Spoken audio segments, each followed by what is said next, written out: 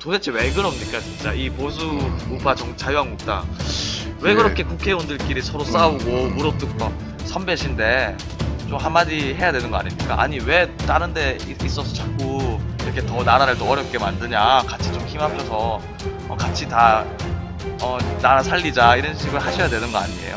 두 사람이 계속 나오는 건가? 예. 모양이? 예. 제가 막 여기 보였다 저기 보였다 그 정도의 제가 장비는 없어가지고. 이거라 이거. 이게 계속 나오는 그러니까 나도 말하면은 뭐 코를 후빈대거나 이러면 안 되겠네.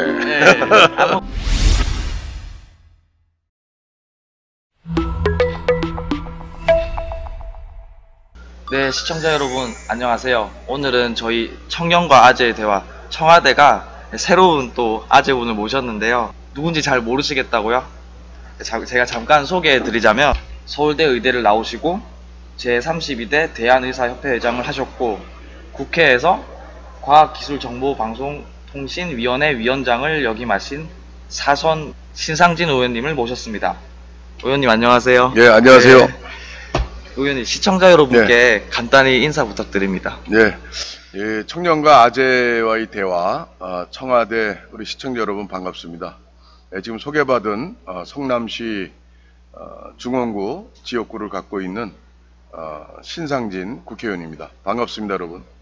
예, 의원님 특별한 의미가 있는데 사실 다른 분들도 제 방송에서 나오셨지만 현직 국회의원으로서는 의원님이 또 처음이시거든요. 그렇습니까? 예, 그래서 저한테도 제 방송에도 좀 약간 의미 있는 날인 것 같습니다. 네. 예, 출연해 주셔서 정말 감사합니다. 예, 감사합니다. 예. 그리고 제가 또 방송 일정을 잡는데 비서를 통해서 이제 뭐 연락도 하고 그렇게 했었는데 오늘 또 이 비서님들이 이런 걸 또 준비하셨더라고요. 뭐죠? 그래서 비담이 무슨 뜻이에요? 저도 처음에 비담 이게 뭐지? 뭐 드라마 제목인가 이렇게 생각했는데 의원님 뭐 모르시겠어요? 비담? 예. 모르겠는데요. 비담? 이게 바로 비주얼 담당이라고. 예. 그래서 제가 이 얘기를 듣고 대한민국 국회의 비주얼 담당이다. 예, 그런 걸 의도하신 것 같아요. 그래서 우리 보좌진이 청년이거든요. 그러니까 아재를 아마 좀 이렇게 돋보이게 하려고 만든 것 같은데. 뭐 이걸 준비했으니까 오늘 방송을 할 때 이거를 제가 달아드리고 방송하겠습니다. 예, 진짜 저도 이런 걸 좋게 보는 게 사실 자유한국당 쪽 사람들이 이 방송이나 이런 걸 또 잘 안 하시잖아요. 그래서 이런 준비하는 또 비서님들을 보면서 방송을 또 아시는 분들이 많구나. 그래서 좋은 비서관들을 두셨다. 이제 그런 말씀 꼭 드리고 싶습니다. 저만 아재지 우리 보좌진들은 청년이에요. 의원님을 잘 모르시는 분들이 많을 텐데요. 전직을 보니 원래 의사셨네요. 네, 의사. 또 많은 대한민국의 또 어린 학생들이 의사를 많이 꿈꾸고 그렇게 하는데 의사를 꿈꾸는 뭐 친구들에게 뭐 한마디 해주실 게 있으실까요? 예, 저는 원래 초등학교 때 어려서 이 판사가 되고 싶었었어요. 검사와 여선생이라는 그런 스토리를 선생님으로부터 듣고 초등학교 한 2학년 때쯤, 그래서 그 억울한 그 여선생님이 억울한 누명을 쓰고 이제 재판을 받는 그런 아주 마음 졸이게 되는 그런 재판인 스토리인데, 제가 세상에는 억울한 사람이 없어야 되겠다. 이 판사의 이 판결 방맹이 이것이 얼마나 정말 큰 의미가 있는지를 이제 알고서 제가 판사가 돼서 억울한 사람 없고 또 죄 있는 사람은 또 죄값을 받고 이렇게 그걸 정확히 해주는 역할을 해야 되겠다. 그래서 판사가 되고 싶었었는데 제가 고등학교 1학년 올라가면서 이 만성 골수염 수술을 했어요. 그래서 1년 동안 휴학도 하고 또 병원에 한 6개월 정도를 입원해서 이제 치료를 받았어요. 그래서 그때 보니까 이제 의사 선생님 중에도 아주 그 훌륭한 선생님이 있고 또 환자의 마음을 이해 못하는 아주 좀 또 그런 또 의사 선생님도 계셨고, 그래서 제가 이 사람이 아플 때 이 의사의 그 이 태도 그리고 그 역할이 얼마나 소중한지를 또 깨닫게 돼서 제가 고등학교 때는 의과대학을 가려고 해서 이제 뭐 슈바이처 같은 삶도 좀 살겠다고 그러고. 방금 욕하신 줄 알았어요. 왜요? 슈바이처 발음이 약간 그 혹시나 오해하실까봐. 발음이 아재 발음인가요, 제가? 그게 독일 발음인가? 아닌가? 그거 쉬바이쩌. 예, 아, 알겠습니다. 그래서 쉬바이쩌 같은 그런 삶도 꿈꾸고, 그래서 저는 의사가 되고자 하는 것이 제가 아프면서 저의 어떤 인생관, 또 세계관, 또 삶이 무엇인가에 대한 그런 생각 과정에 제가 아픈 사람을 위해서 좀 도움되는 삶을 사는데 의사가 굉장히 좋다, 이렇게 생각을 해서 이제 의과대학을 지망하게 됐죠. 그래서 근데 우리 젊은 친구들한테 제가 좀 이렇게 직업을 선택하는 게 굉장히 중요하잖아요. 근데 직업을 선택할 때 동기들이 아마 여러 가지일 거예요. 뭐 돈을 많이 벌어서 부자가 되겠다든가, 또 자기는 뭐 나라 국방이 중요하니까 직업군인을 또 할 수도 있고, 뭐 여러 가지 뜻이 있을 텐데 저는 하여튼 제가 겪은 그 청년기의 그 경험을 바탕으로 의사의 소중함, 그렇게 해서 갔는데, 제일 중요한 게 어떤 다른 동기보다도 우리 짧은 인생을 100년도 안 되는 인생을 살면서 자기가 어떻게 해야 자기 스스로가 행복한가 진짜, 그리고 좀 사람들 인간 사회에서 꼭 필요한 좋은 역할이 무엇인가, 이런 어떤 좀 자기에게 충실한, 자기를 보고서 어떤 직업을 선택할 수 있는 그런 동기들을 갖고 있을 때 어떤 직업을 선택해도 진정한 행복이 느껴지는 행복한 삶이 되지 않을까, 이렇게 이제 생각을 해서 청년들께 제가 그런 좀 한번 참고해 주셨으면 하는 말씀을 드립니다. 의대에 진학하기 위해서 사실 공부 잘하는 학생들이 의대에도 진학하고 그렇잖아요. 그럼 이제 당연히 학창 시절에도 공부를 정말 많이 열심히 하셨을 텐데 맞나요? 공부 안 하고 딴 건 안 하셨나요? 저는 고등학교 1학년 때 저는 이렇게 뛰어난 뭐 성적을 내지는 않았어요. 근데 고등학교 1학년 때 6개월을 병원에서 있으면서 또 다리 수술했으니까 돌아다니질 못하잖아요. 계속 기부스하고. 그래서 그때 저는 팔 다친 사람을 부러워했어요. 6명이 한 병실에 계셨는데 그 환자분들 중에는 정형외과니까 이제 팔 다친 사람, 팔은 다리가 멀쩡하니까 또 밖에 나가서 짜장면도 먹고 들어오고, 뭐 뛰어놀 수는 있죠. 나는 뭐 그냥 꼼짝 못하고 있으니까 책을 많이 봤어요. 그래서 뭐 그냥 장편 소설, 뭐 이런 또 철학책, 그 고등학교 1학년의 나이에 비해서는 굉장히 이제 여러 가지 책을 많이 봤어요. 그때는 또 핸드폰 이런 것도 없잖아요. 그러니까 지금하고 너무 다른 거예요. 게임 같은 것도 없고. 그러니까 책을 보는 게 유일한 낙이었어요.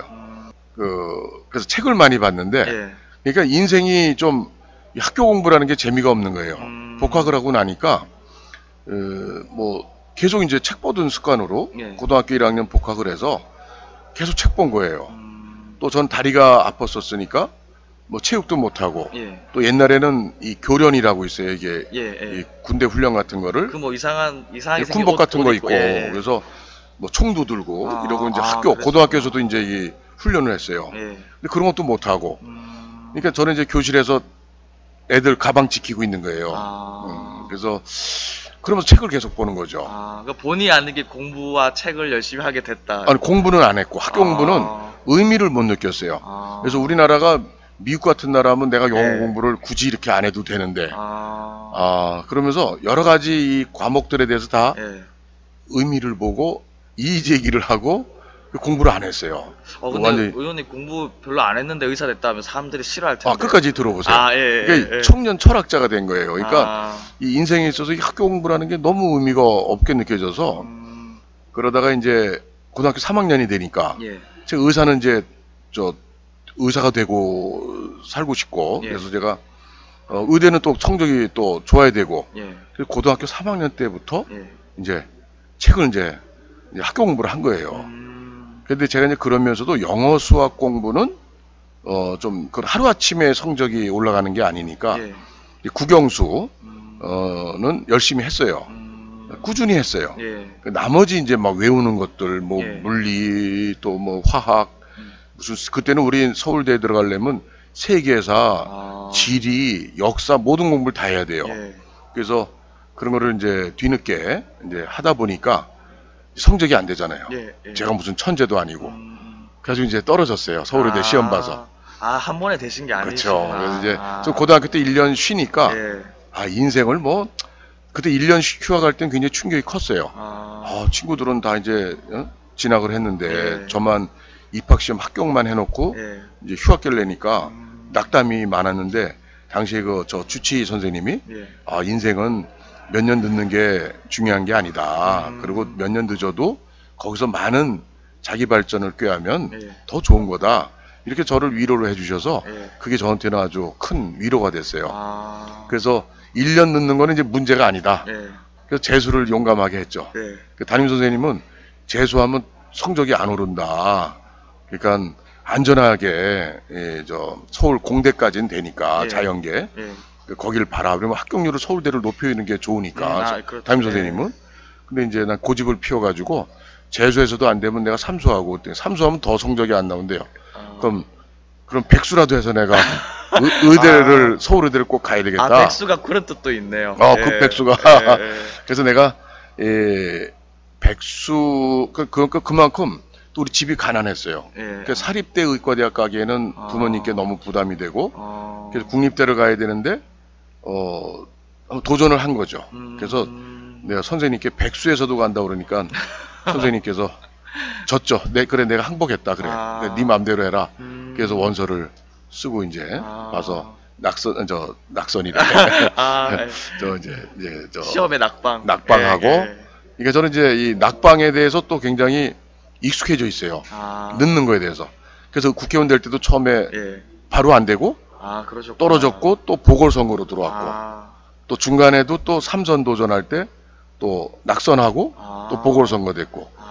그러니까 인생은 뭐 천천히 가도 인생이고 빨리 가도 인생이고 그러니까 중간에 낙선 낙방 해서 있는 시간도 나의 인생이고 거기엔 낙담하지 말자. 낙선 낙방에 낙담하지 말고 계속 가자.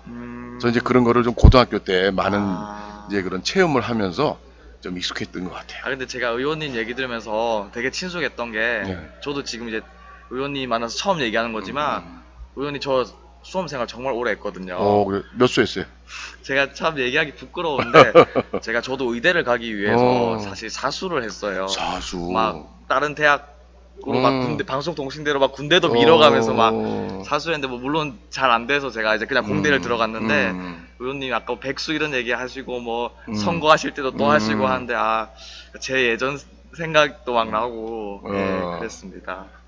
청년들께 제가 하여튼 떨어지는 거 실패를 두려워하지 않고 저도 가난한 집이었어요. 정말 어머님이 미싱사 아버지는 보일러 노동자. 근데 참 어려운 과정이었는데 이렇게 꿈을 가지고 자기가 뭘 하겠다는 목적을 가지고 어려움을 극복할 수 있지 않을까. 목적이 없으면 그 어려움이 어려움 자체로 끝나기 때문에 힘들죠. 근데 자기가 이것은 어려움이고 그걸 딛고서 자기가 어디로 가겠다 하면 목표가 있으면 어려움이 어려움으로 거기서 좌절되거나 끝나지 않는다. 이런 게 글쎄 제가 좀 뭐 그런 저의 경험에서 조금이라도 도움이 됐으면 하는 바람입니다. 저는 이제 수험 생활 이런 얘기 되게 많이 공감하는 친구들이 많을 것 같아요. 그리고 좀 이제 좀 본격적인 질문을 드릴 텐데요. 그렇게 이제 의대에 가시고 의사를 하셨는데 왜 정치인이 되셨는지. 아니 사실 의사하면은 다들 남부러운 직업이고 사실 뭐 남들에게 존경도 받고 뭐 돈도 많이 벌고 이런 직업인데 왜 정치인이 되셨는지 그게 정말 궁금하더라고요. 저도 참 제 인생이 어떻게 이렇게 됐나 저도 궁금해요. 근데 저는 이건 있는 것 같아요. 제가 아까 그 판사 되고 싶었었다, 의사 되고 싶었었다, 그리고 이제 지금 또 정치인이 돼 있죠. 이런 과정들이 또 그 사이에 의과대학 다니다가 그 당시에 이제 노동운동도 했어요. 또 학교를 또 제적도 되고 또 감옥도 가고 시국 사건에. 그래서 저는 1년 저의 그 여러 가지 모습 거기에 일관된 게 뭔가 저는 어려서부터 뭔가 남과의 관계 그리고 사회 속에 내가 뭘 하고 살까 이제 이런 것들을 참 이게 어려서부터 판사 되고 싶은 것도 목적이 억울한 사람 없게 예. 해야 되겠다. 아. 뭐 이런 이제 그 동기에서 시작이 됐거든요. 그래서 저는 의과대학을 들어가서 예. 학교 의과대학 입학 재수해서 합격하자마자 예. 먼저 들어간 친구가 예. 재수 안 하고 이 친구가 저보고 야학이 있으니 야학교사를 하지 않겠냐. 그러니까 70년대만 해도 제가 대학 들어갈 때 예. 낮에는 공장 다니고 예. 이제 밤에는 야간 학교에 오고 무료 야학이죠. 예. 대학생들이 자원봉사는. 아. 그 당시에는 초등학교도 졸업 못하고 공장을 다녔던 어린 노동자들이 많았어요. 예. 그러니까 그 사람들이 그래서 그걸 이제 제가 흔쾌히 이제 수락을 하고 대학교 1학년 때부터 야학교사를 했어요. 아. 그러니까 아르바이트도 뭐 가정교사 무슨 과외지도 예. 이런 것도 서울에 되니까 많이 들어와요. 그런 예. 게. 그래서 그런 것도 한 3개 하고 또 야학교사도 하고 야학교사끼리 또 세미나도 하고 뭐 그랬어요. 그러니까 굉장히 바쁘게 살았어요. 대학교 1학년 때부터. 이제 그러면서 사회의식이 깨쳐졌는데 그 야학교 다니는 학생 하나가 예. 17살 먹은 이제 어린 노동자인데 예. 이 친구가 공사장에서 죽었어요. 어. 저하고 친했는데 특별히 개인적으로 형이라고 그러고. 아. 근데 그걸 제가 보면서 야 이렇게 가난하고 어려운 청년이 예. 꽃도 못 펴보고 공사장에서 사고로 죽었구나. 그래서 제가 그럼 내가 의사가 돼서 몇 사람을 좋게 치료를 해주는 거는 한계가 있고 이런 참 억울한 죽음을 당하지 않는 그런 그런 어린 청년 노동자들이 없는 예. 그런 사회를 만들자. 그래서 제가 그러려면은 그 사람들을 이해를 해야 된다. 예. 나는 공부만 했으니까. 그래서 공장에 일부러 서울대 의과대학을 휴학하고 예. 일부러 이제 공장에 들어갔어요. 예. 그 노동도 해보고 다 하면서 그러다 이제 노동운동을 하면서 조직을 만들고 하다 보니까 예. 이제 그 당시에는 또 살벌했어요. 80년 전두환 대통령 예, 시절에 예. 그 이제 감옥을 또 가게 됐어요. 정말 생각지도 않은 것들이 네. 막 나오네요. 네, 네. 감옥을 가서 1년을 꼬박 독방에 살고 아. 그 의과대학은 잘렸죠. 그래서 제가 군대도 못 갔어요. 그때는 예. 군대를 안 보내요. 감옥 갔다 오면 예. 시국 사건으로. 아. 그래서 그러니까 이제 1년 만에 출소를 하고 예. 그 야학생 사람 중에 하나가 예. 성남 사람이 있었어요. 그래서 성남에 이제 공단이 있는데 노동운동이 예. 없다. 그래서 그 친구 따라서 성남 가서 이제 공장에 위장 취업하고 아. 이제 그 생활이 어려운 노동자들하고 예. 함께 이제 생활을 했죠. 아. 네, 그러다가 8년 만에 의과대학을 복학을 했어요. 아. 그래서 의과대학을 복학해서 거기서 복학하시게 된 건 아무래도 뭐 집에서 왜 학교 아니에요. 그때 제가 예. 감옥을 갔다 그랬잖아요. 예. 그때 잡혀갈 때 집에서 잡혀갔는데 경찰들한테 예. 어머님이 고혈압이 있으셨는데 예. 그때는 의료보험이 없던 시절이에요. 아. 그러니까 고혈압 약도 비싸요. 예. 그 약을 가난하니까 약을 못 잡수고 고혈압이 있으셨어요. 그러다가 제가 아들이 잡혀가니까 쇼크로 충격으로 그 자리에 쓰러지셔가지고 제가 그때 남영동이라고 치안본부 있었어요. 예, 예. 거기 이제 잡혀가서 조사를 받는 중에 일주일 후에 이제 집에서 연락이 어떻게 왔나 봐요. 예. 그래가지고 어머니가 위독하시다. 그래서 집에를 2시간 시간을 준다고 그래서 갔더니 예. 어머님이 돌아가셨어요. 임종도 못하고 그래서 아주 큰 불효를 하고 그러면서 집에서 누가 아버님은 계셨는데 예. 이제 저를 이렇게 이래라 저래라 하시는 건 없었어요. 부모님이 제가 장남이고 어려서 이렇게 속삭이는 일은 안 했고 예. 그러니까 이 아들에 대한 이 무한한 어떤 그냥 신뢰 예. 그래서 잔소리를 제가 듣질 않고 살았어요. 아. 예, 그러니까 뭐 그랬는데 하여튼 의과대학을 뭐 복학을 하고서 또 의사가 돼서 또 성남에 현재 저희 지역구죠. 예. 거기 이제 개업을 했어요. 그래서 거기서 10년 동안 예. 이제 동네 의원을 예. 이제 하면서 환자 치료를 했죠. 그러면 근데 의원님 얘기 들으니까 사실 제가 되게 놀라웠던 게 사실 의사 이러면은 대한민국의 약간 이렇게 표현한 뭐 있는 사람? 약간 이렇게 표현들 하잖아요. 그렇게 보죠. 그럼 당연히 의원님에 대해서도 일반 대중들이 그렇게 생각할 수도 있을 텐데 네. 막상 이 살아오신 길을 들어보니까 그 뭐 있는 사람 이런 말을 하기에는 좀 아닌 것 같네요. 왜냐면 뭐 아까 어머님 얘기도 하시고 그다음 노동운동 얘기도 하시고 전 지금 사실 전 의원님에 대해서 일부러 많이 안 찾아보고 왔어요. 왜냐면 리얼로다가 제가 듣는 게 이 리얼로 나가는 게 좋으니까 그래서 제가 처음 들으니까 되게 많이 놀라고 약간 살짝 좀 이렇게 울적하기도 하고 약간 그렇습니다. 네. 예.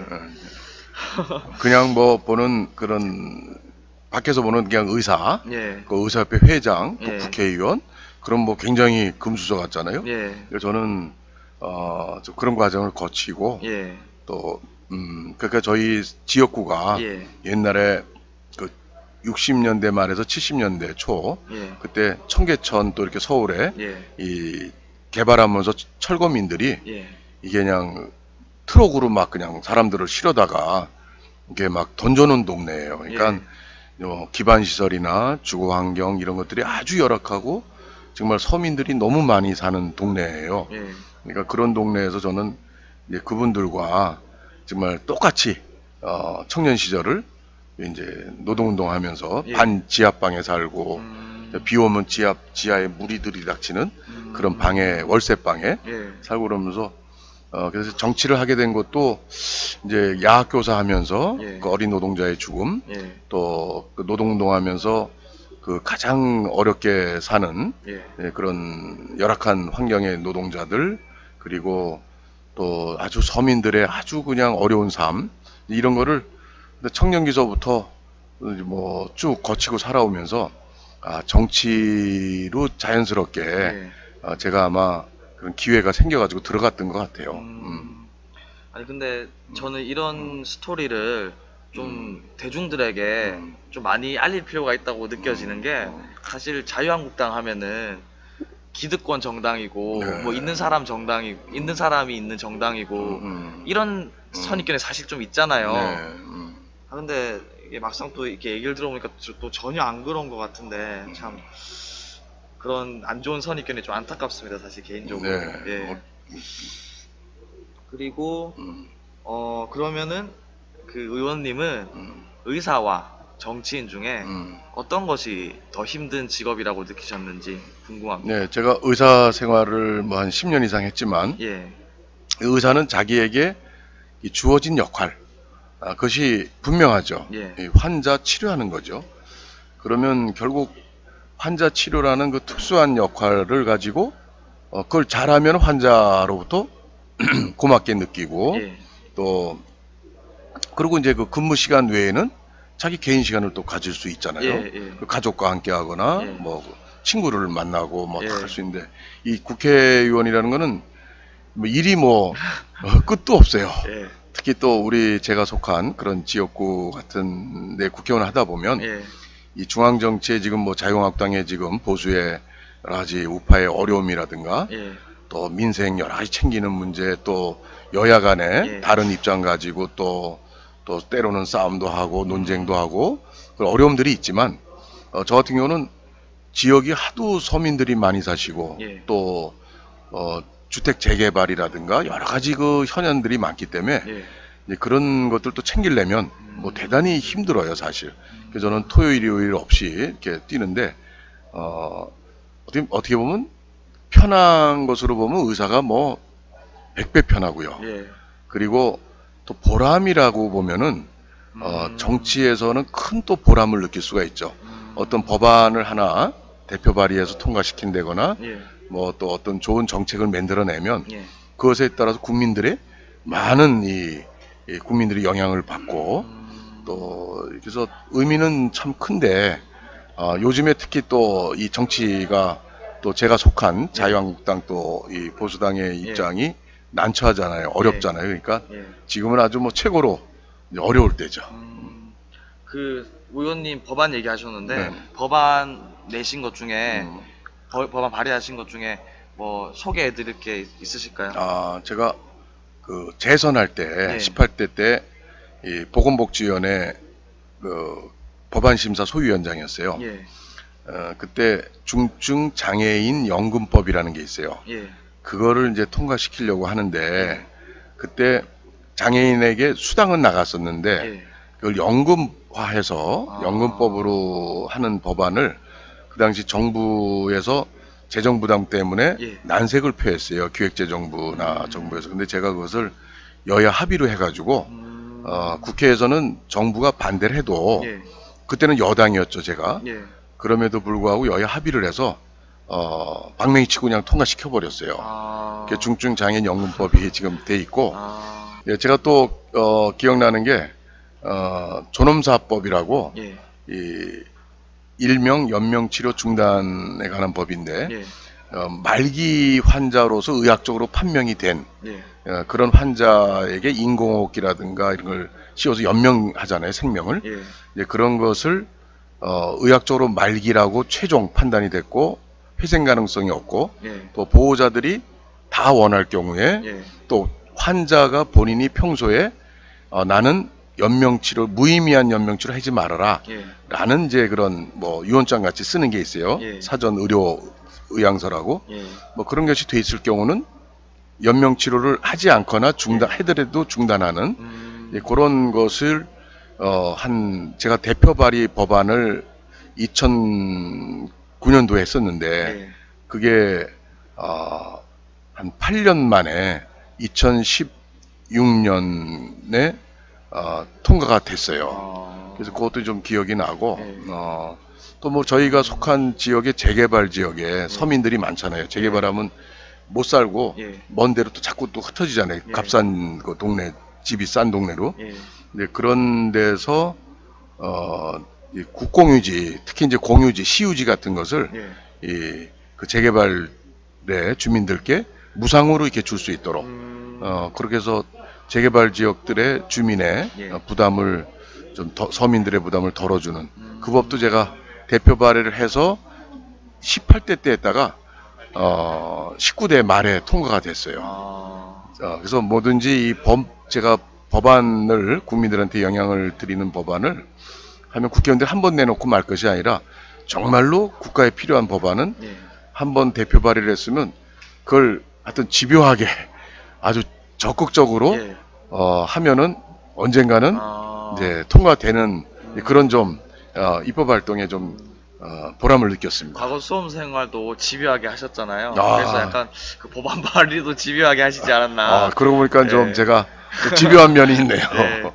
그리고 그 존엄사 같은 경우에는 사실 뭐 중고등학교나 대학교에서 토론 주제로 참 많이 나오거든요. 그래요? 그래서 참 의미 있는 일인 것 같다고 생각이 들었어요. 예. 그리고 제가 이 질문을 아까 드리려다가 못했었는데 질문이라기보다는 이제 의원님이 그 서울대 의과대학을 나오셨으니까 저기 바른미래당 쪽에 안철수 전 후보의 선배신 거잖아요. 그렇죠. 예. 3년 선배. 예. 뭐 개인적으로 어느 정도 아시고 계신지 그건 제가 모르겠지만 어쨌든 지금 바른미래당이라는 당이 지금 자유한국당이랑 떨어져서 사실 이렇게 떨어져서 사실 제일 좋은 정당은 지금 여당 민주당이잖아요.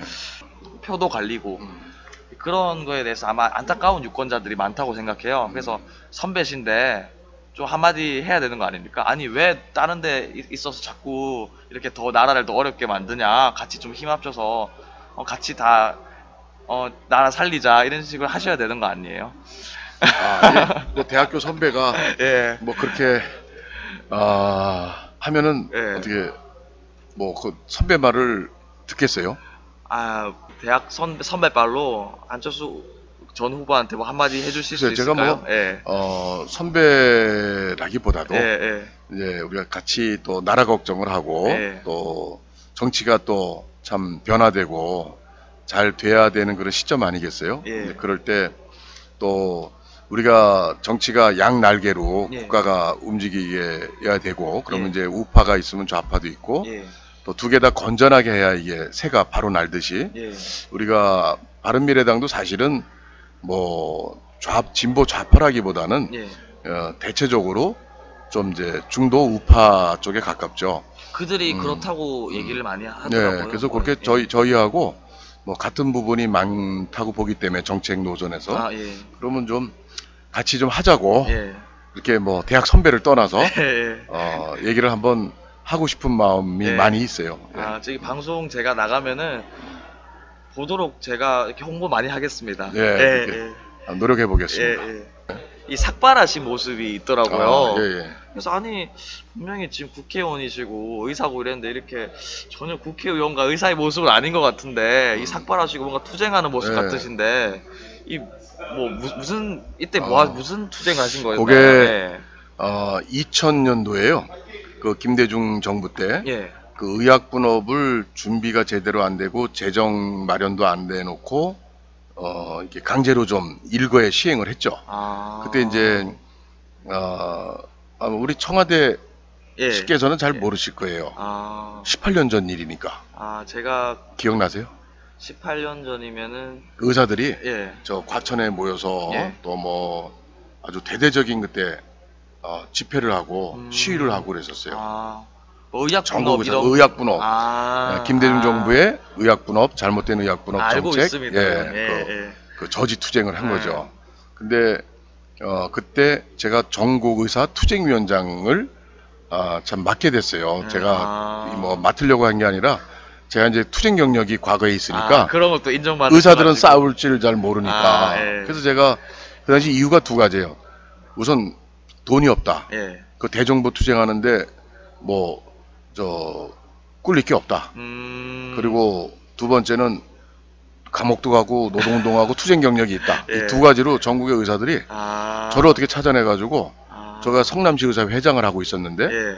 제가 투쟁위원을 좀 맡은 거예요. 졸지에. 아. 그래서 그때 이제 맡아서 의학분업, 잘못된 의학분업 저지 예. 그리고 올바른 의학분업 시행하자 이런 이제 취지로 대정부 투쟁 과정에 예. 삭발을 이제 한 거죠. 아, 그 제가 근데, 예. 또 한 번 삭발했어요. 제가 국회의원 되고서 예. 그때 사학법 파동이 있었잖아요. 예. 예. 그래서 그때도 제가 야당이었었죠. 노무현 정부 때 예. 예. 그때 또 삭발 투쟁을 했어요. 국회 로턴데홀에서 예. 다른 국회의원 두 분하고 저하고 총 3명이 삭발 투쟁. 아마 국회의원이 국회 안에서 삭발 투쟁한 거는 흔치 예. 않은 일이었을 거예요. 예. 아니 근데 제가 그 최대집 대한의사협회장이라고 네. 있잖아요. 네. 그분도 근데 그분도 삭발을 하셨더라고요.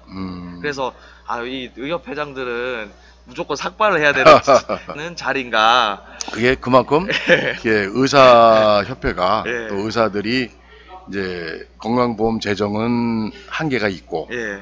또 정부는 자꾸 의사들의 수입을 줄이더라도 이제 환자한테 부담을 줄여드리는 그런 정책으로 나가잖아요. 지금 문재인 케어라든가 뭐 겉으로 들리기엔 다 좋아 보여요. 예, 그쵸. 또 최저임금처럼 그 계층 수혜자들한테는 좋은 그런 선의의 정책인데 그것이 결국은 의사들이 또 전문가들 아니에요. 전문가들이 자기 수입이 줄고 하면은 또 비보험 보험 적용이 안 되는 그런 또 전문 기술들이 또 개발되고 결국 최종적으로는 국민들한테 또 부담이 지어지는 이런 그 정책의 이 풍선 효과를 굉장히 잘 생각하고 정책을 해야 되는데 최저임금이랑 똑같네요. 그렇죠. 그것도 처음에는 국민들을 위한 정책인 것처럼 들리는데 사실 국민들을 더 피해주고 있잖아요. 제가 2000년도에 그 삭발하고 의학분업 투쟁하면서 제가 원래는 그 전까지는 아까 말씀드렸듯이 운동권이고 또 노동운동하고 근데 제가 이제 바뀐 이유가 김대중 정부 때 이렇게 의학분업 투쟁을 하다 보니까 이 정책이 합리적인 게 중요한 거지 그 이념의 잣대로 개혁이라는 미명으로 이 국민들에게 영향을 크게 주는 정책들은 막 밀어붙일 것이 아니다. 현장에 돌아가는 시스템을 잘 보고 신중하게 이렇게 해야 되는데 좀 그렇기 때문에 제가 이념보다는 실사구시 현장을 중심으로 한 그 합리적 대안 정책 이것을 추구하는 그런 삶을 살자 이렇게 제가 좀 생각이 전환됐습니다. 사실은. 그러면서 자연스럽게 이 자유한국당, 옛날로 치면 한나라당에 네. 이제 정치를 하시게 될 거군요. 그렇습니다. 예. 예. 어쨌든 의사를 하시다가 정치인이 되셨는데 제가 이제 그런 얘기를 드리고 싶었어요. 의사면은 환자를 다루잖아요. 사람이 환자인데 이제 정치인이 되셨으니까 이 환자가 사람이 아니라 저는 지금 대한민국 상태가 환자라고 생각을 해요. 네. 그래서 이 대한민국이 지금 환자라고 생각하시고 진짜 좋은 의사 선생님처럼 좀 잘 이렇게 치료하셨으면 좋겠고 초심 잃지 네. 마시라는 말 드리고 싶었습니다. 우리가 제가 이제 의사라 예. 이 참 의사의 제일 중요한 게 환자를 처음 보면 예. 무슨 병인지 진단을 바로 해야 되잖아요. 예. 그래야 이제 처방이 나오는 거죠. 예. 그래야 치료가 되고. 예. 그 지금 우리나라 뭐 정치는 정치대로 또 여러 가지 사회 문제가 또 일자리 문제 또 청년들의 예. 또 실업률이 지금 또 아주 역대 최고 높고 또 생활이 팍팍해지고 국민들이 예. 이제 또 정치는 정치대로 싸움만 많이 하고 예. 또 저희 또 우파 보수의 예. 또 자유한국당은 지금 아주 뭐 거의 지금 뭐 쓰러지다시피 이런 참 어려움에 처해 있는 이것을 진단을 해야 되는데 예. 우리 사회 국가적인 전체 문제는 그 남북 문제도 예. 우리가 이제 평화 통일을 지향해 나가는 예. 그런 선상에서 현재 남북의 이 대화가 어떤 의미를 갖고 또 북한이 과거에 수없이 약속을 어겨왔거나 했던 예. 문제들도 냉철히 봐야 되고 그래서 정말 뭐 하나의 그냥 분위기로 기분으로 이렇게 처리할 문제가 아니잖아요. 예. 그럼 그런 것도 평화 통일을 목적으로 한 단계 남북 관계 어떻게 풀어야 되나. 예. 또 미국과 우리 대한민국 관계는 이건 뛸래야 뛸 수 없는 정말 우방 동맹으로서의 한미 동맹을 예. 이건 훼손하지 않고 더 이렇게 서로 관계를 돈독히 해가면서 북한에 대한 또 중국에 대한 러시아에 대한 이런 관계를 어떻게 정립할 것이냐 뭐 이런 문제 그리고 또 지금 이제 또 뭐 집권 여당은 예. 지금 뭐 독주를 하고 있잖아요. 예. 지금 뭐 완전 뭐 저 대법원의 대법관 지금 임명도 예. 전부 코드 인사 아니 또? 통합진보당 해산 때 네. 변호일을 맡았던 사람을 이번에 후보가 거론되더라고요. 글쎄요. 그러니까 예. 대법관이라는 거는 이제 1심, 2심에서 하급심에서 쭉 올라온 모든 법률을 정말 법의 잣대로 법치국가니까 예. 법률에 의거해서 개인적인 어떤 사적인 예. 정치 이념 같은 것이 개입되면 안 되죠. 그런 좀 소중한 귀중한 그 대법관을 어떤 정치 이념으로 이렇게 편향돼 있는 이제 그렇게 해서는 결국은 잘못된 거다 저는 그렇게 생각하는데 예. 하여튼 그런 식으로 뭔가 이 사회가 너무 2016년 예. 12월 9일 대통령 탄핵 사건서부터 예. 이후에 뭐 대선을 거치고 또 문재인 정부 이렇게 쭉 지내면서 너무 이게 한쪽으로 이게 좌파 이념의 어떤 공고화 예.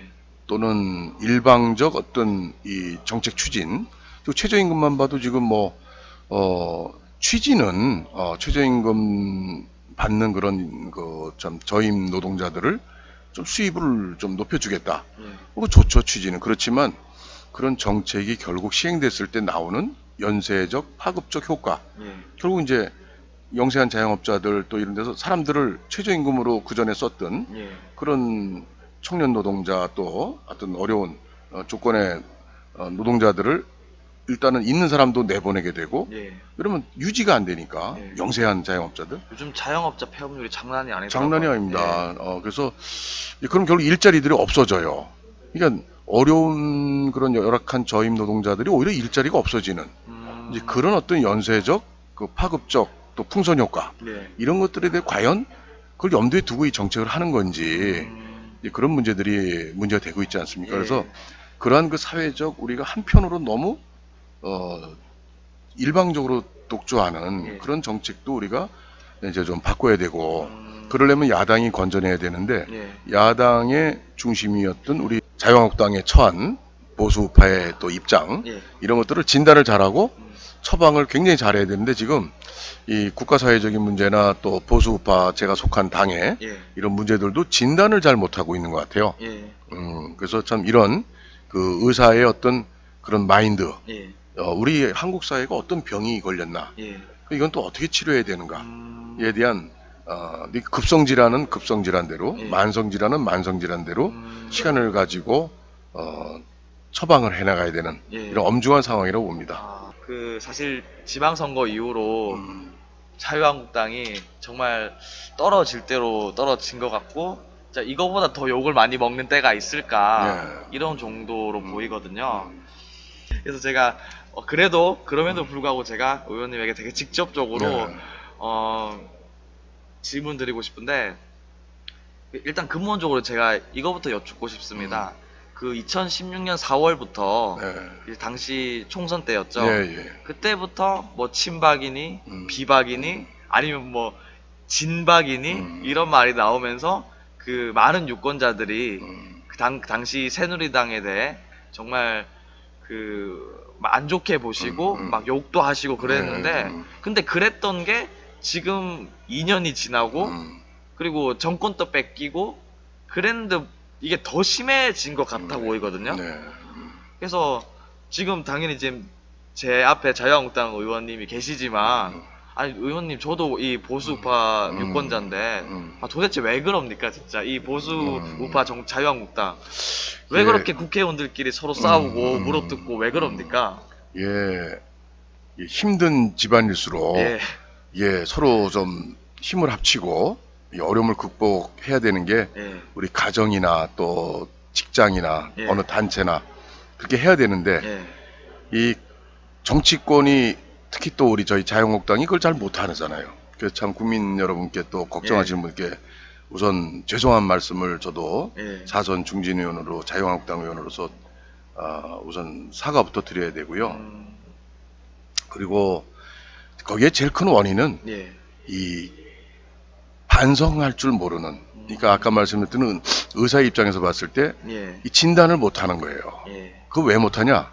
욕심이 앞을 가려서 반성을 안 해요. 그리고 거기에는 또 계파가 있어요. 그런 이유에는 반성하면 마치 자기 계파가 죽는 줄 아는 거예요. 그 잘못을 인정 안 하려고 그러죠. 그래서 싸울 대로 그냥 계속 싸우고 있고, 그리고 지금 말씀하셨듯이 20대 총선 그 이후에 또 탄핵 사태 이후에 또 탈당 사태, 또 복당 과정, 또 대선 참패, 또 지방선거 또 참패, 이 계속 지지율이 떨어지면서 국민들로부터 외면받고 있단 말이에요. 또 중요한 건 지지층으로부터도 이렇게 인정을 못 받는 많이, 이런 우리 당의 모습의 가장 큰 건 하여튼 계파다. 그 계파가 없을 수는 없는데 그게 건전하게 뭐 노선이나 정책 또는 이런 발전적 상생하는 궁극적으로 그런 목적이 아니라 그냥 그 공천권을 둘러싼 이권 투쟁 같이 돼버렸어요. 그래서 저는 어느 계파에도 속하지 않고 정치를 해왔는데 그러니까 주요 당직을 별로 안 맡았어요.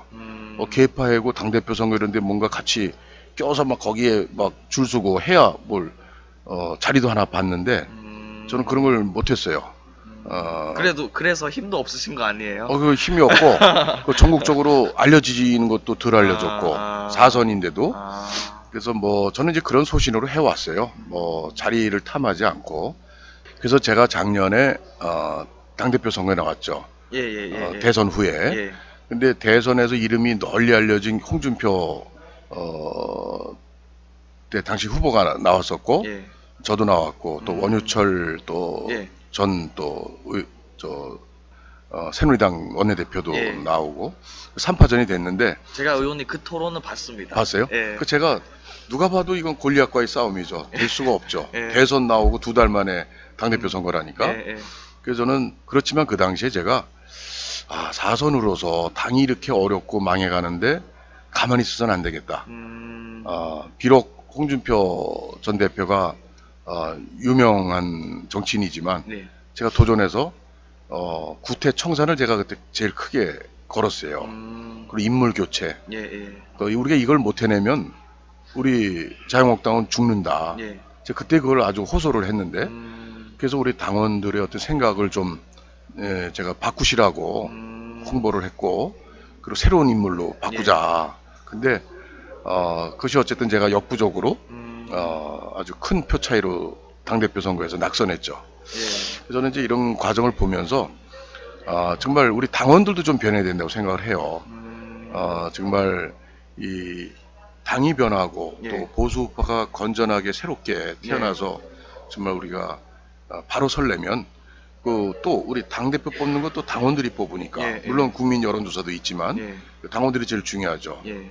그래서 좀 우리 당원도 함께 변해서 예. 누가 진정 이 쓰러져가는 이 자유한국당을 세울 수 있느냐 이런 거에 대한 좀 평가를 바로 하셔야 된다.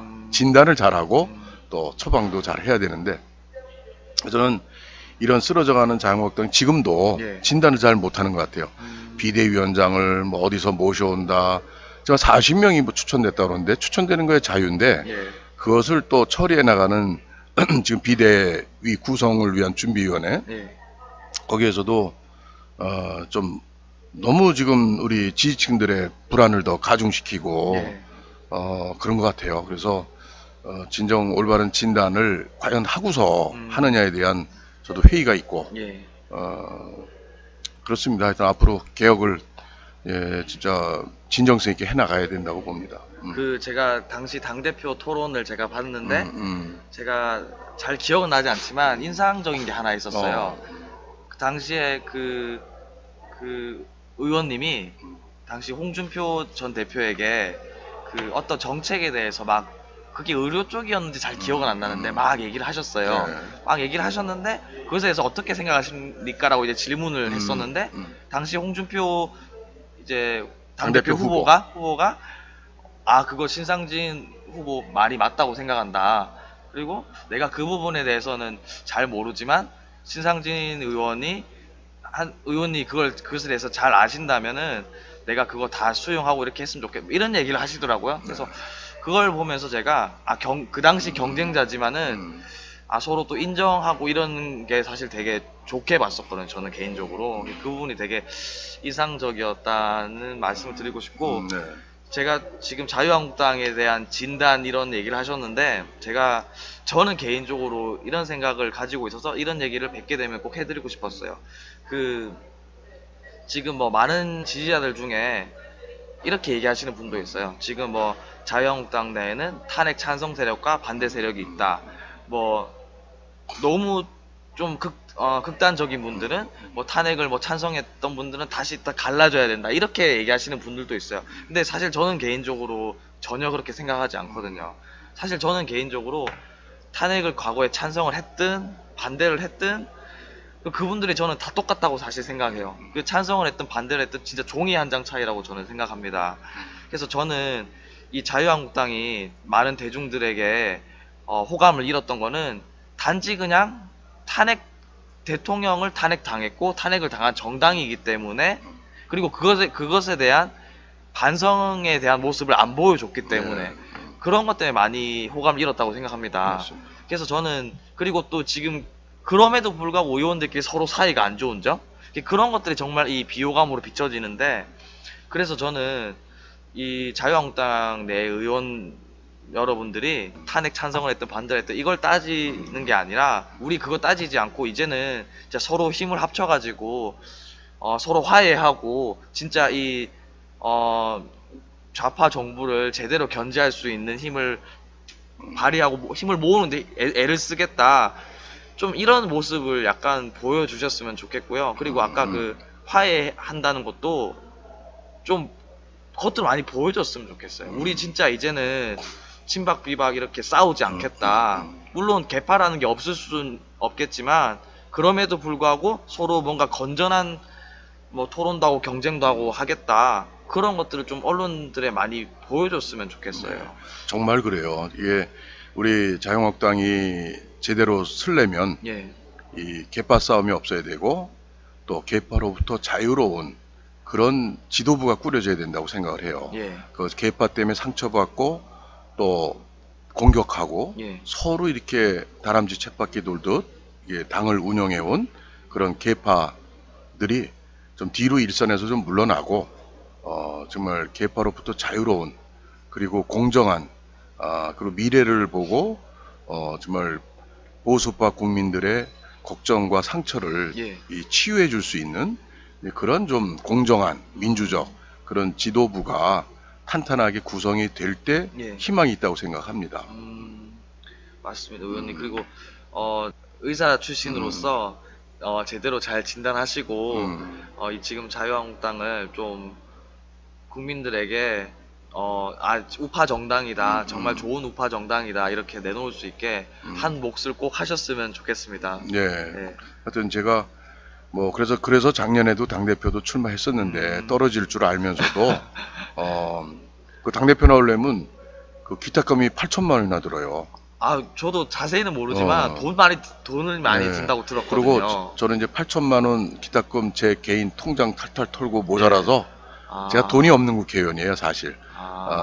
뭐 28평 아파트, 예. 저 주공 아파트에 성남에 살고, 그것도 뭐 은행 대출 받아서 샀고, 근데 그래서 제가 8천만 원을 동생들한테 예. 4천만 원을 꽂어요. 뭐 그렇게 해서 참 어렵게 출마했어요. 예. 그리고 뭐 드는 비용은 예. 한 5천 정도를 썼는데 그건 후원 당내 경선 때도 예. 후원회를 만들 수가 있어서 이제 뭐 이러저런 이 친구들이며 이렇게 해서 예. 후원금을 받아서 5천만 원, 4천만 원 정도 쓴 것 같아요. 아주 뭐 당대표 선거로서는 굉장히 적게 쓴 건데 그럼에도 불구하고 저는 떨어질 가능성이 뭐 99%인데도 출마했어요. 예.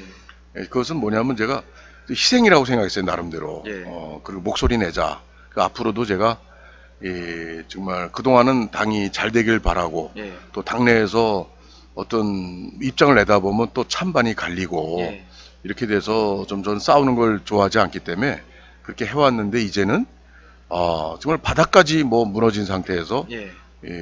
정말 뭐 선의의 싸움은 미래지향적인 싸움은 싸움이라기보다 미래지향적인 논쟁 예. 그런 것은 저도 좀 꼭 필요하고 그 싸움 속에서 어느 정도 걸러질 게 걸러지고 예. 이렇게 그러면서 진정한 이 하나가 되는 이런 통합이 가능하다고 생각합니다. 서로의 감정과 서로의 다른 시각을 무조건 덮어놓는다고 해결될 것이 아니라 예. 계파로부터 자유로운 그런 지도부가 구성이 되고 그런 지도부가 이 당원뿐 아니라 또 지지층 국민들을 그런 어떤 상처를 좀 걱정을 덜어드리는 이런 게 아주 절실히 필요한데 당이 계속 지금 어려움에 계속 처해서 저도 아주 요즘에 아주 힘들고 걱정이 많습니다. 우리 청와대에서도 많이 좀 우리 당내 또 좋은 부분이 있다면 또 찾아내서 또 이렇게 또 국민들께 알려주시고 하면 좋겠습니다. 좋은 일이 있으면 제가 꼭 그렇게 하겠습니다. 네, 고맙습니다. 그리고 또 의원님이 과거 이제 젊었을 시절 얘기도 제가 들어보고 그리고 당대표 나오신 것도 보면은 분명히 좀 더 큰 목표와 더 큰 뭔가 소신이 있으실 것 같아요. 정치인으로서 내가 정치인으로서 이건 꼭 이뤄야겠다, 이건 꼭 해야겠다, 이제 그런 게 있다면 정치인으로서 꿈과 목표가 무엇인지 제가 저는 그렇습니다. 궁금하거든요. 첫째는 우리 이 한반도의 특수 상황, 남북의 그런 대립, 또 북핵이 엄연히 지금 있고, 그리고 또 요즘에 또 이제 한미 관계도 조금 걱정스러운 점이 있지 않습니까? 그래서 이런 이제 우리 국가를 좀 안정 속에서 우리 경제 발전을 계속 해나가자. 그게 이제 제일 크고요.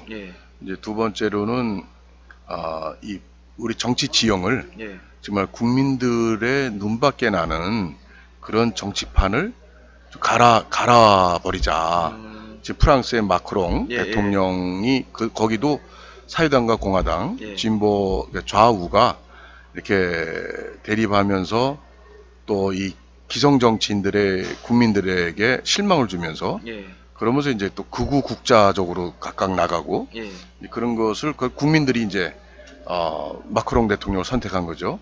예. 그런 이제 마크롱 대통령의 그런 선택은 프랑스의 기성 정치에 대한 경고고 이 물갈이 성격이 큽니다. 예. 그래서 우리 한국도 우리 좀 기존 정치권 정당들의 국민들의 좀 경종이 예. 울려져서 국민이 진정하게 이 나라의 주인이고 정치의 주인이고 예. 또 각 또 지지하는 정당의 주인이 각 정당의 당원이고 예. 이렇게 이제 그 민주적 대중정당으로 예. 나가야 된다. 예. 그 속에서 좀 깨끗하고 투명하게 일하면서 또 국민들의 아픔을 보듬어 줄 수 있는 그런 좀 국가 지도자들이 나와야 우리나라가 예. 지속 가능한 발전할 수 있다. 저는 그래요. 남아프리카 공화국의 그 만델라 같은 예. 그 어려움을 다 겪으면서 결국은 어떤 정파를 떠나서 국민들이 이렇게 지지하는 예. 그런 대통령, 그런 지도자 이게 우리나라에는 없잖아요. 어느 한쪽의 지도자이지 예. 어느 정파를 떠난 정말 다수의 모든 국민들이 정말 존경하고 예. 사랑하는 그런 지도자가 없는 게 대한민국의 불행이다. 그래서 저는 정치를 하면서 많은 능력이 부족하고 한 것이 많지만 저는 그런 좀 정치 지도자의 길을 예. 가고 싶은 그런 이제 바람이 있죠. 근데 과연 거기에 도달할지 안 도달할지는 저는 많은 것이 부족하기 때문에 뭐 그렇게 안 되더라도 저는 그런 지향점을 가지는 정치를 하겠다. 또 저 자신이 그렇게 저를 이렇게 참 잘 이렇게 점검하고 단도리하면서 예. 그런 방향으로 가고자 하는데 많은 뭐 능력이 부족해서 현실화되기는 글쎄 그건 뭐 쉽지 않은 문제지만 그러고 싶어요. 의원님 하기에 달린 것 같아요. 그렇습니다. 예. 예. 그리고 그 의원님이 말씀하신 대로 그런데 한 발짝 더 서시려면 사실 뭐 자유한국당 모든 국회의원 분들이 다 그렇겠지만 2030 젊은 층들에게 네. 좀 호감을 받아야 돼요. 맞습니다. 근데 사실 자유한국당이 전혀 그렇지 못하잖아요, 지금. 대선 때도 그랬고, 이번 지방선거 때도 그렇고, 네. 2030에게 거의 10%도 표를 못 받았더라고요.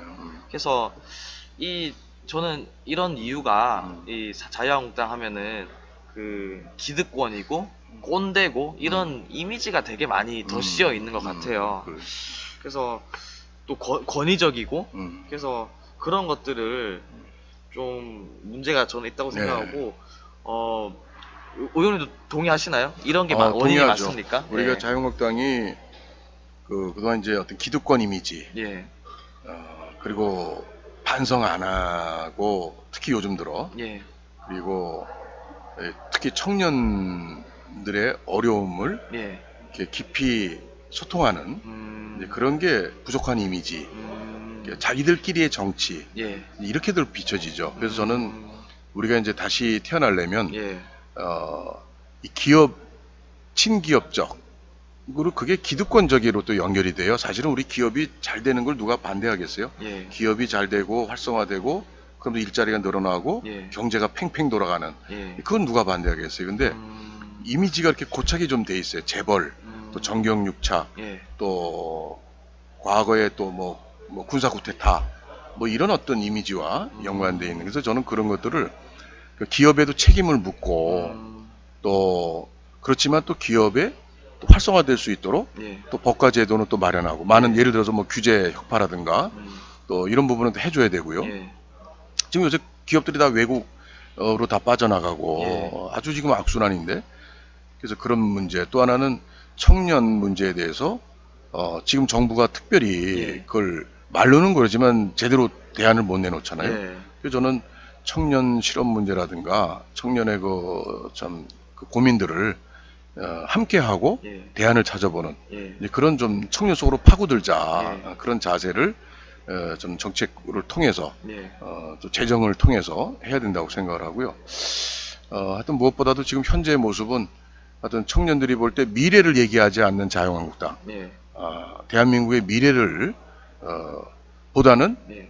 자기들끼리의 정치하고 기득권을 놓치지 않으려고 하는 이런 자유한국당 보수우파의 정당에 대한 실망 예. 이런 것들을 어떻게 되돌려 놓느냐에 대해서 저는 누구보다도 고민이 많습니다. 예. 그래서 앞으로 더 노력을 하겠습니다. 예. 아 그리고 그 탈권위적이고 청년들에게 파고드는 그런 모습들은요.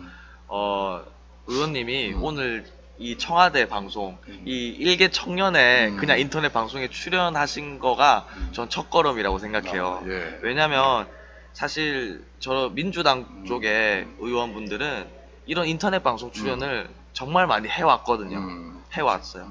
근데 뭐 제 생각이 맞는지는 모르겠지만 자유한국당 쪽에 계신 분들은 이런데 출연하지 않는 것 자체가 안 해요, 출연을? 많이 안 해왔죠. 안 해왔죠. 예. 그렇게 출연 자체를 안 하는 것 자체가 되게 권위적으로 보일 수가 있거든요. 그렇죠. 예. 이렇게 저는 이제 2030을 대표해서 이렇게 방송을 하는데 이런 청년들이랑도 이렇게 스스럼 없이 대화하는 게 좀 많이 방송에도 나가줘야 아 저기 자유한국당 국회의원들도 저렇게 청년들이랑 대화를 하는구나. 저렇게 뭐 뭔가 딱 닫혀있는 꼰대는 아니구나. 이렇게 오해가 좀 풀릴 거라고 저는 생각하거든요. 작년에 당대표 나올 때도 그런 얘기를 했는데요. 제가 우리도 그 진보 좌파 진영에 예. 그 김재동 같은 사람 예, 예. 또 그러니까 청년들 젊은 세대에게 인정받고 그 좀 그런 이미지에 예, 예. 그것도 보수 우파에서도 예. 그런 청년 연예인 또 예.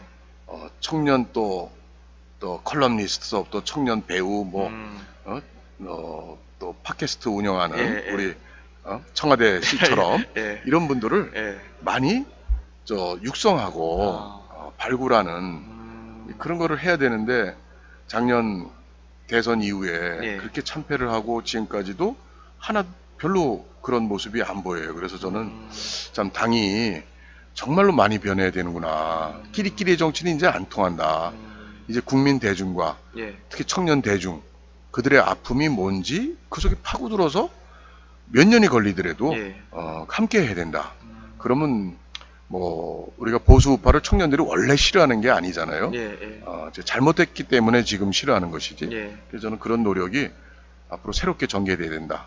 그걸 못하면 우리는 아주 사라질 예. 그런 위기 사라진다. 예. 이렇게 저는 생각합니다. 자유한국당은 그런 현안의 문제를 해결하지 못하면 예. 사라지고 말 것이다. 아마 자유한국당이 사라지는 게 문제가 아니라 자유한국당이 사라지면 전 이 대한민국도 사라지지 않을까. 그러니까 걱정이죠. 예. 그래서 어떤 보수 우파가 좀 새로운 각오로 예. 뭐 저를 포함해서 모든 정치인들이 정말 새롭게 태어나야 된다. 예. 아, 알겠습니다. 의원님 오늘 제가 준비한 네. 질문들은 다 여쭤본 것 같고요. 그러세요? 오늘 네. 또 방송 이렇게 하신 거에 대해서 또 어떻게 느끼셨는지 네. 또 시청자에게 또 어떤 말을 하고 네. 해주시면 좋을 것 같아요. 예, 청와대 시청자 여러분 잘 보셨나요?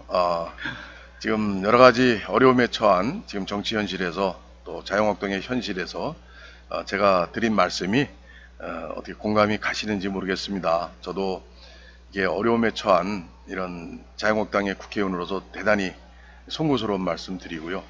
그리고 우리 청년이 운영하는 이런 청와대 같은 이런 인터넷 방송을 많이 앞으로 사랑해 주시고 그럼으로써 또 우리 국민과 또 우리 시청자 여러분과 또 소통하는 정치가 새롭게 또 전개될 수 있도록 많은 또 시청을 부탁드립니다. 그리고 저도 부족하지만 우리 보수 우파가 건전하게 다시 세워지고 정말 국민의 걱정을 덜어드리고 대한민국이 지속 가능한 발전 또 지속 가능한 우리 한반도가 펼쳐질 수 있도록 많은 노력을 하겠습니다.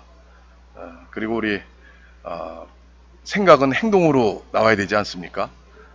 우리 시청자 여러분, 이 청와대 같은 이런 좋은 이런 인터넷 방송 사랑해 주시고 또 구독도 해주시고 좋아요도 꾹 눌러주시고 예, 행동으로 이렇게 우리가 함께 사랑받는 청와대를 우리 시청자 여러분들이 키워주셔야죠. 저도 그것에 함께 하겠습니다. 그리고 늘 건강하시고 또 좋은 모습으로 또 다시 여러분 앞에 인사드리겠습니다. 의원님이 구독과 좋아요 이렇게 얘기하셨는데 유튜브 방송도 아시는구나 잘. 그래서 되게 센스 있다는 생각이 들었고요.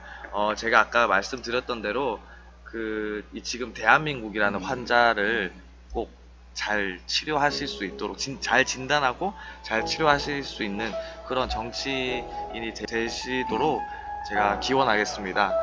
그리고 감사합니다. 오늘 출연해 주셔서 정말 감사하고 시청자 여러분 시청해 주셔서 감사합니다. 네, 고맙습니다. 여러분들의 추천, 구독, 공유, 후원이 자유 대한민국을 지킵니다.